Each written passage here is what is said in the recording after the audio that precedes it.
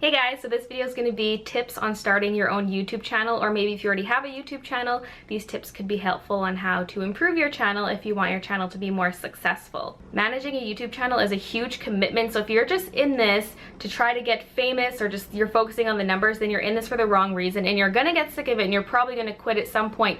You need to know that you're going to be passionate about this, and I mean sometimes you're not really going to know if you're going to like it until you start, but don't be doing it for the wrong reasons is what I'm saying. So the first thing you need to do after you decide you do want to in fact make videos is choose a theme.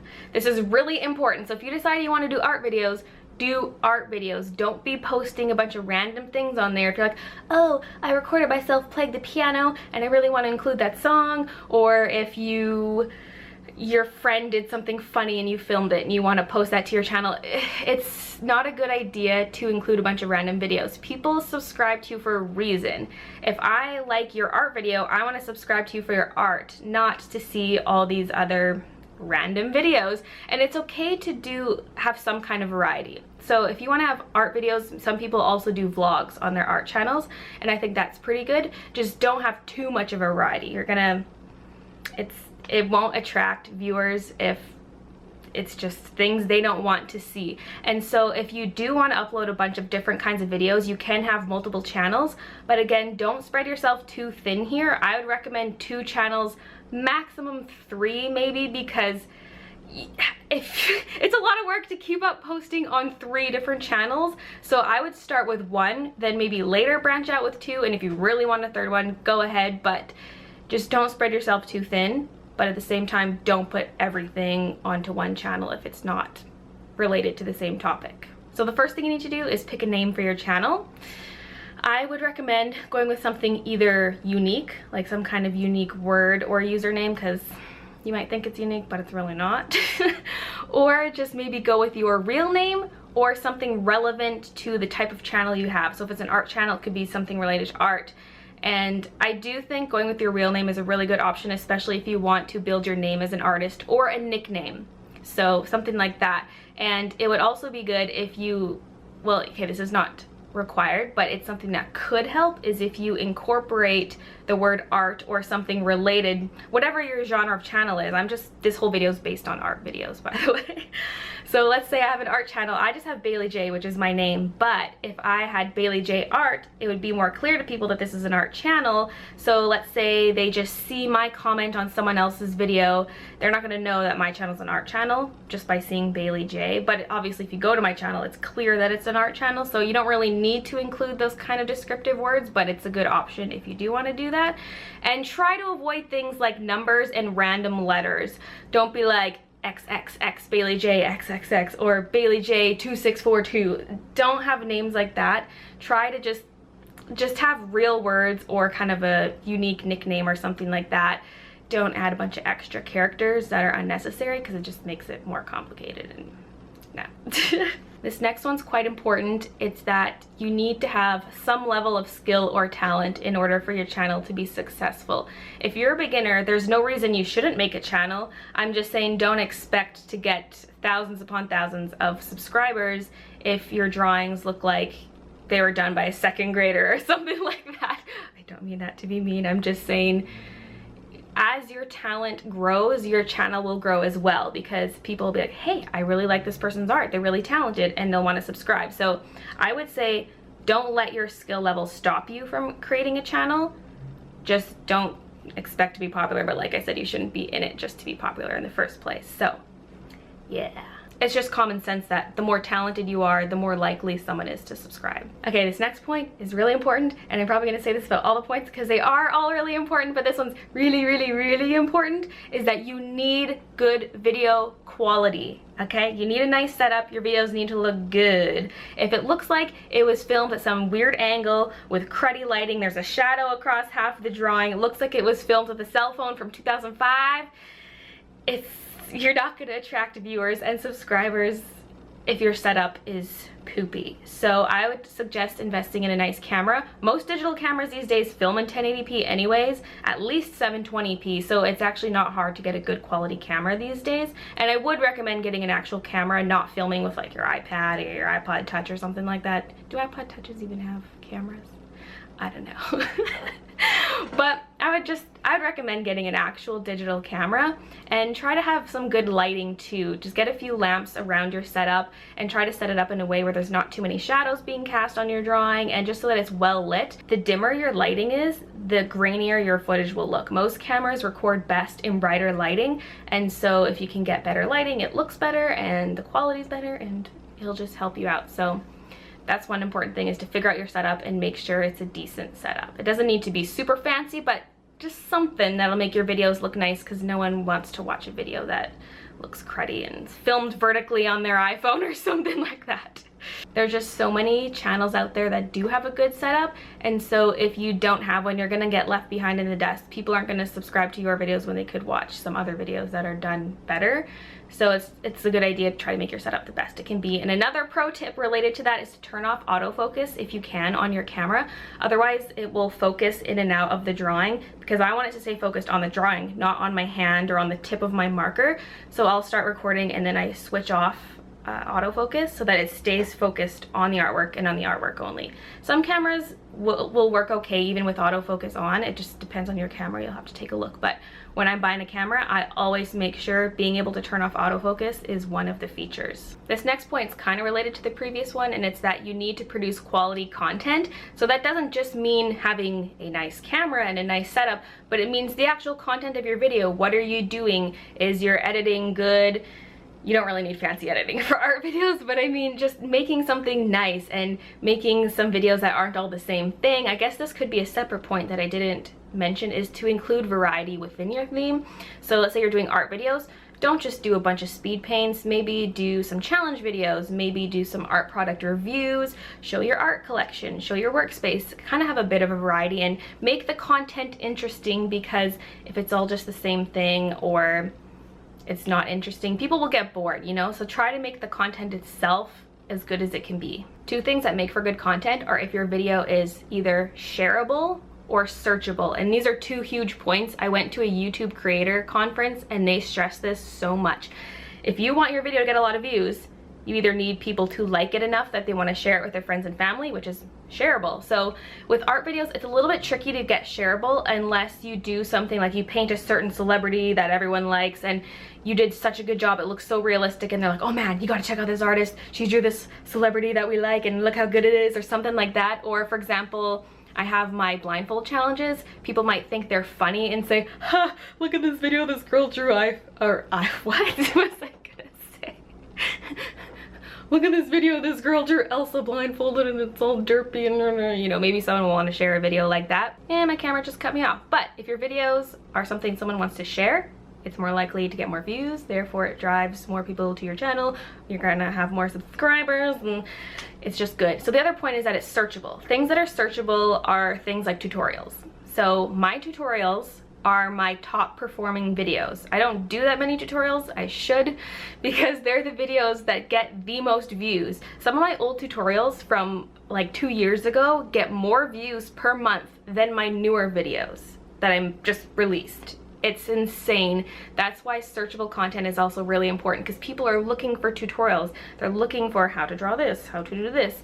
And so if your videos are related to that, it's more likely that someone will find it by searching. They're not going to search something like random anime girl with a red hat speed paint. You know, they're going to be searching for specific things. And so if your videos are related to that, that's good. So shareable, searchable content, really important. So this next tip is really good for getting views and drawing new viewers to your channel. It's to make videos related to current events or pop culture. So let's say there's a new superhero movie coming out.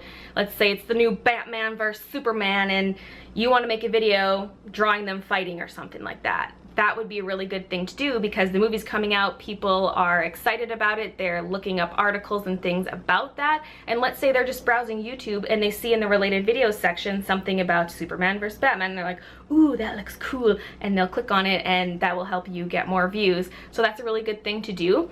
Just some tips regarding that though is the timing. So let's say it's a new movie coming out, you can either upload the video around the time the movie does come out, let's say the day it's released, that's fine, and even a bit in advance too, because people are excited in advance for the movie.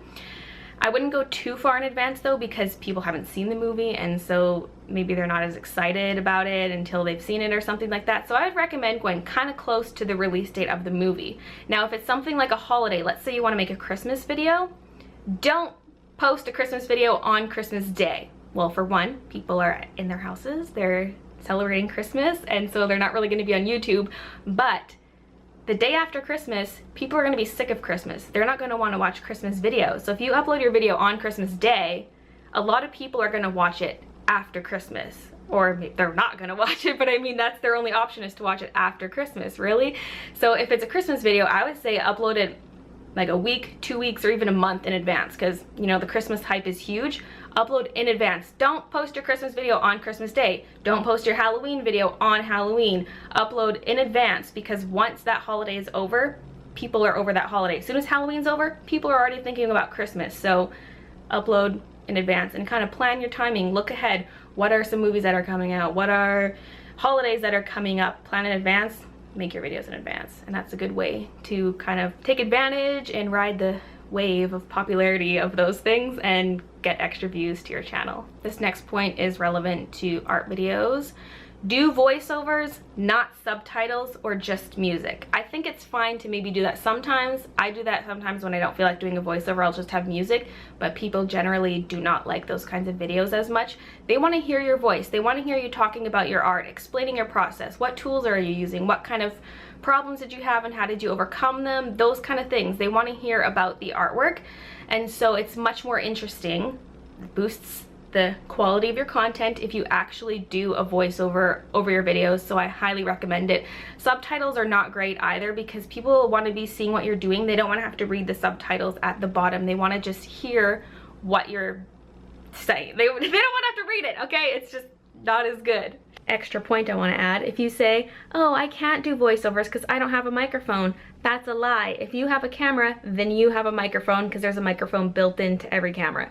So what I used to do before I had a microphone is I would record my video, speed it up in my editing program, and then I would watch back the video as I record my voiceover using my digital camera. I would just hold my camera kind of like it's a microphone and just speak into my camera. Then all you do is take the audio track from that video and overlay it with your footage, and there you go. So not having a mic is not an excuse.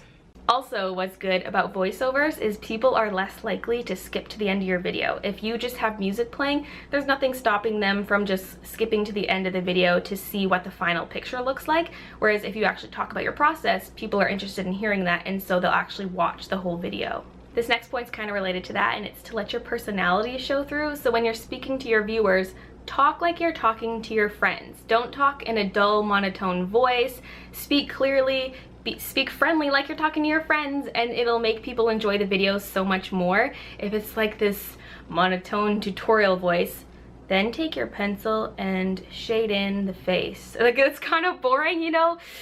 Just, people want to be able to relate to you, and they want to feel like you're their friend, and they want to know a bit of who you are. So I think it's really good to do the voiceovers and let your personality show through the voiceovers. Also, if you're okay with showing your face, that's a really good thing to do, because again, people will become a fan of you, not just a fan of your artwork, and they're more likely to stick around, and they want to know the face behind the hands. For an art channel, you don't really need to show your face much, if at all, because it's about the art really. It's not so much about your face, but it's still a good idea. I think it definitely helps, and obviously you can get popular without showing your face. You know, Mark Curley, he has over 2 million subscribers. He never shows his face, but he's got all these other points, like he's talented and he's got other things going for him. But if you're comfortable with showing your face, and if the video calls for it, then I think it's a good idea.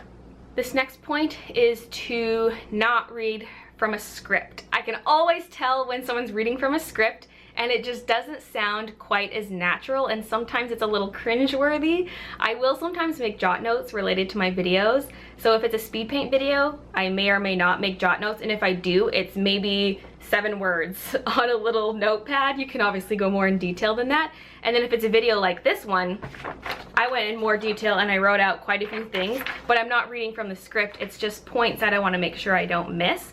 But this is a lot more detailed than just jot notes, because this is an informational video, kind of like a tutorial, and so it's a bit more important that I don't miss key points. But Yeah, reading from a script is, I personally don't like it when people read from a script, and I can always tell. And it's just, make it conversational, not like a sterile reading from paper. The next point is to not make your videos too long or too short. You want to find a happy medium, because if the video's too short, then you're speeding up your video really fast, because art takes time. So if it's a really short video, it's gonna be going so fast that people can't even see what you're doing, and so people like it to be not too fast. But if the video is too long, they lose interest and it gets too boring. They don't want to watch a 20 to 30 minute art video unless it's something really instructional and they really want to see every step. But if it's a speed paint, I think that's a little bit too long. I try to make my speed paints around 10 to 12 minutes. And also about short videos is the YouTube algorithms, whether or not they choose to promote your videos on the sides and make them related videos, is based a lot on watch time. And so if people watch your 2-minute video, that's not as good as someone watching your 5-minute video, assuming they watch the whole thing. So that can also help to make your videos just a little bit longer. You know, people can see what you're doing and it's just overall better, but not too long, because then people get bored. The next point is to create a good, clear thumbnail and have good titling on your videos. I can make a whole video dedicated to this, but I'm gonna try to be quick about it. So for the thumbnail, that's what people see before they click on the video. You want it to be attention grabbing and clear. So if it's an art video, obviously the thumbnail is gonna be of your art. Make sure it's from a good angle, but if you were recording from a good angle, then obviously the thumbnail should hopefully also be from a good angle. I always take a screenshot from the video of my artwork, and I try to take it from later on in the video when the artwork is closer to completion so that it's more attention grabbing and people can see the picture and be like, ooh, that looks nice, I want to watch that video. And I sometimes try to catch a shot of when my hand is in frame so that you can see that it's someone drawing the picture. Obviously, if you're subscribed to me, you know that I draw my pictures, but if it's just in the related videos section and someone, let's say someone's watching a video related to Beauty and the Beast, it's not a drawing video, it's just some funny AMV or something like that. I don't know if people make AMVs about Beauty and the Beast, but let's just say they do. And then there's a related video of you drawing something Beauty and the Beast related. If your hand is in there, it's kind of more clear that it's a drawing, it's a video of someone drawing that picture. And so they're like, oh, that's kind of cool, and maybe they'll click on it. Another good point about thumbnails is to not overload it with text, because it is an art video. You want to really showcase your art in the thumbnail. You can include a bit of text, but don't overload it with tons of text, because that really distracts from it and kind of looks bad. So I wouldn't recommend doing that. Another thing I do is I zoom in on the artwork a little bit just so you can see more clearly what it is. If it's a full body picture, I might show just maybe the head and shoulders in the thumbnail so you can clearly see what the subject of the picture is. And it helps avoid spoilers because, like I said, I take a screenshot from further on in the video and I don't want to spoil what the whole picture looks like. So if you're zoomed in, it's a little more clear what it is and it's a little less spoilery for people who are watching the video. And the final thing I do with thumbnails is that I adjust the levels. So I whiten the whites and I darken the darks and make it look good. And then I also boost the saturation a little bit so that the picture looks more vibrant and is more likely to catch people's eyes. Now for titling, you want it to be something that's not too long, something that's kind of clear, short, describes what the video is while drawing people's attention. So I usually mention what I'm drawing, whatever the subject is, and the medium I'm using. So if it's markers, I mention markers, and if it's pencils, I mention pencils, and I try to keep it short. And I don't do the same wording every time. I change it up based on what I feel is right for that video. So sometimes I'll put the name of the subject first. So let's say I'm drawing Pikachu, because I saw a Pikachu toy sitting over there.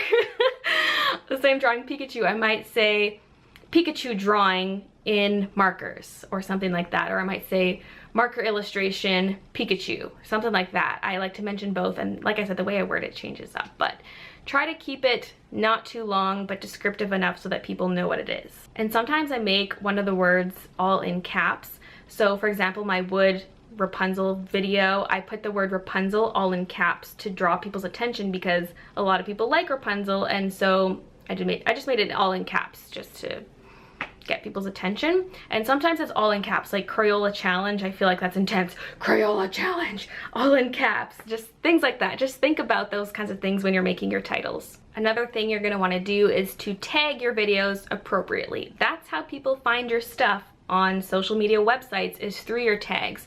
So with YouTube, you can set up default tags, and that's what I do. So on every single one of my videos, it automatically adds tags like Baylee J, illustration, art, those kinds of things. And then I'll add additional tags that are relevant to that specific video. And that's how you're gonna get discovered. So if you don't put tags on your videos, you're really doing yourself a disservice, because that's how you get discovered. And also, do not put tags in your video description. People who put blocks of tags in their video descriptions can get reported, and if someone reports you, you can get a strike against your account and potentially lose your YouTube account. So do not do that. And on a related note, don't do giveaways where you ask people to comment below to enter, because that is also a violation of terms, and if people report you, you can get your YouTube channel shut down. So don't do that either. The next point is to create profiles on other social media accounts like Twitter, Facebook, Tumblr, Instagram, all that kind of stuff, DeviantArt. Create accounts on those kind of sites to help promote your art some more, and try to use the same username across all platforms. That way when people see you on one, they're gonna know that it's you on the other one, because they might not even know you have a DeviantArt account, and then they're browsing DeviantArt and they find your art and they go, hey, that's the girl I'm subscribed to on YouTube, and that kind of thing. And also, it's good just for people who aren't subscribed to you already. They see some cool art on DeviantArt, they go to your profile, they see a link to your YouTube channel, boom, new subscribers. So that's why it's really good to have multiple social media accounts and post your art across all of them, because it's a good way to promote yourself. Another good way to grow your audience is to do collaborations with other YouTube artists. So if you work on a same picture together, or just collaborate in some kind of creative way, you're promoting each other's channels, so the subscribers on this channel will maybe subscribe to the other channel and vice versa, and you're helping both channels grow. When looking for people to collab with, make sure it's someone who has a similar subscriber count to you. The whole point of doing this collaboration is to promote each other's channels so that you both gain something from the collaboration.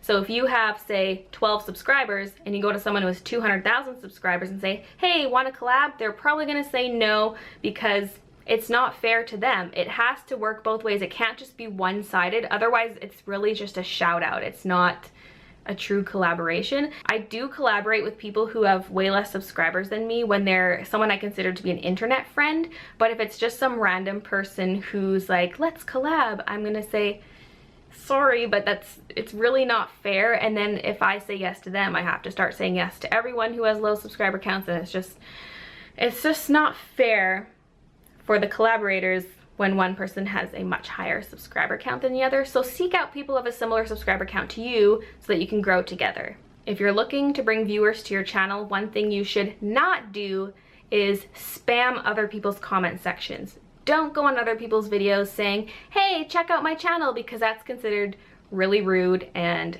people don't like it. YouTube is actually really good for automatically filtering out those kinds of comments, but occasionally one will slip through, and if I see those, I just delete them because I think it's a little rude. I have a really good analogy for this, but for some reason I feel like I heard it somewhere else before, like maybe on one of Lockery's videos, and so I just want to mention this in case it was someone else's idea. I don't want to seem like I'm stealing this analogy, but imagine someone has their art being showcased in an art gallery, and they have this whole room dedicated just to their art. It's filled with their art pieces.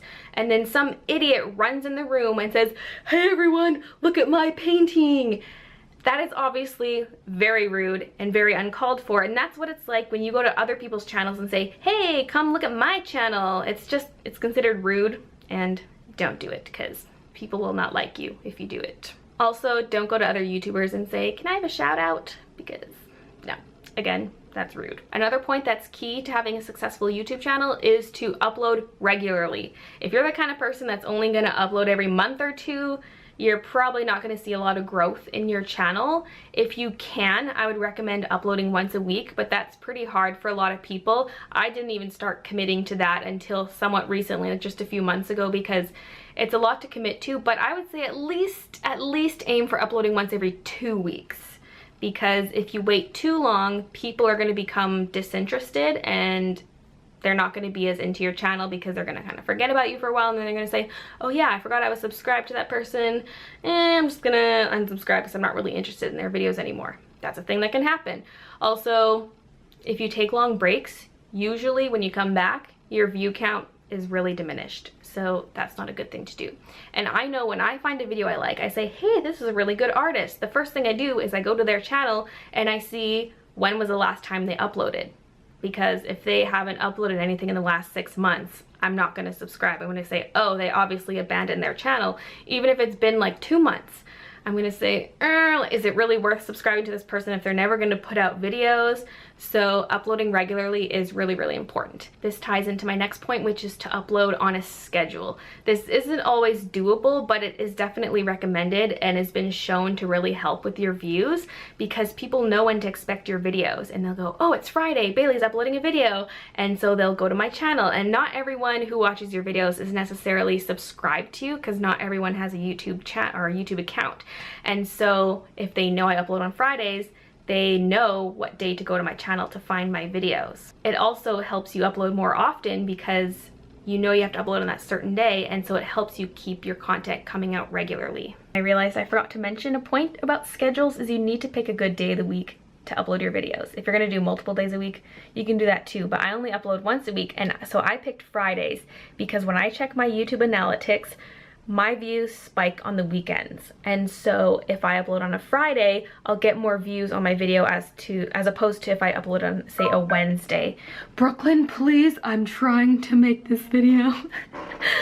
And so, yeah, also if a lot of people are watching the video on weekends and you upload on, say, Tuesday, your video is going to be buried in their subscription feed, and so they might not even see it. So that's why I look at my analytics, see when most of my views come, and that's why I decided, okay, Fridays is when I'm going to upload my videos, because most of my views come on the weekends. The next point is to interact with your community. So reply to your comments. When your channel gets really big, it's impossible to reply to everyone's questions, but try your best to answer people and just interact with people. Even on other people's videos, leave a comment and just make it a community. That's one thing I think is really important, is building this art community. I feel like it finally is an art community, because years ago it felt like YouTube artists were kind of just kicked aside and there's not even an art category on YouTube, and now I feel like we're successfully building this community, and it's just good to be a part of it. Don't just upload videos, interact with other videos and talk to people, and yes, it's good. And last but not least, the final point is to put in the work that it takes for your channel to be successful. If you want your channel to be successful, you need to be prepared to put in the time and effort it takes to make your content good, and follow all these tips that I've laid out here for you. And if you do those things, I think your channel will be successful eventually. I feel like if your content is actually good, not just that you think it's good, if it actually is good and you're doing everything you can to build your channel, I feel like eventually you will be successful. Because I remember when I first started YouTube, I never thought my channel would ever be big. I just thought it was fun to share my art with people, and now I'm here and it's just so surreal, and I think it's not as hard as people think, yet it's harder in a way. Like, it takes a lot of effort, but it's not as impossible as it might look. And so just don't give up. If you truly love it, if you're doing this for the right reasons and you love making videos, just keep doing it. Just keep doing it, and if you keep doing it regularly and making good stuff, your channel will grow. And yep, that's all I really have to say about this. And I think that's the end of this video. If I missed any points that I meant to mention, I'm gonna leave them in the video description. So take a peek down there, see if I added anything at the top. But those are my tips for starting a YouTube channel and having a successful channel. So I hope this was helpful for you guys, and I'll see you in my next video. Oh look, I just thought of another point that I forgot to mention, is to have an end slate at the end of your videos. Link to one of your past videos, link to some of your social media, link to your other channels. If you have a merch store, link to that. It's a good way to give people access to your other stuff. And if you want, you can also have a little intro. I've been meaning to do that and I haven't gotten around to it, but intros are also good and just helps let people know that you're serious about YouTube and you like to upload consistently. Okay, bye. I'll go check out my vlog channel and follow me on Instagram and Twitter. Okay, bye.